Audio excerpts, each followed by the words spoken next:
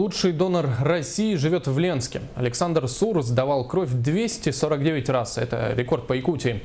Его первая отрицательная группа спасла жизнь сотням людей. Однако сам донор себя героем не считает. О простом человеке с непростыми достижениями расскажет Наталья Беспалова.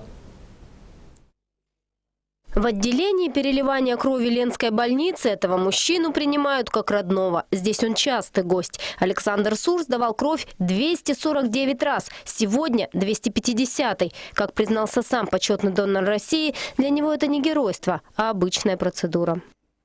Я привык уже за это. Нормально. Ничего не ощущаю. Изменений никаких. Голова не кружится? Нет, ничего не кружится. Все нормально. В этом кресле Александр Сур бывает 2-3 раза в месяц, когда есть свободное время. За свои 50 лет он сдал больше 100 литров крови. Это целая бочка, и каждая ее капля принесла пользу. Тем более группа крови редкая, первая отрицательная. Александр Сур к своему делу относится ответственно, не пьет и не курит.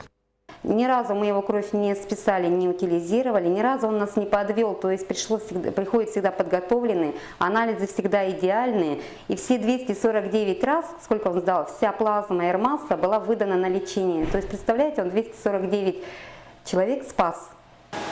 Александр Сур родился на Украине. В 80-х приехал в Якутию на заработки. Так и остался. Несколько лет работал в Речпорту, потом на котельной ЛПТС. Последнее время трудится на блоке биологической очистки слесарем.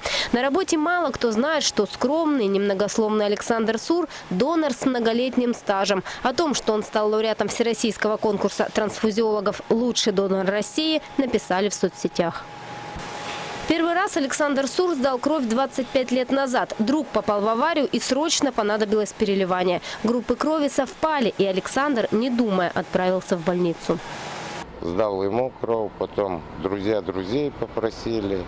И так постепенно пошло-поехало, так и стал донором. Александра Сур наградили в торжественной обстановке на сцене Дворца культуры «Юность» накануне Дня России. Он получил диплом лауреата конкурса «Лучший донор России» и почетную грамоту главы Ленского района. Александр Сур признался, что немного смущается такого внимания, ведь сдача крови – это не работа, а гражданский долг каждого. Наталья Беспалова, Виталий Андреев, телеканал «Алмазный край».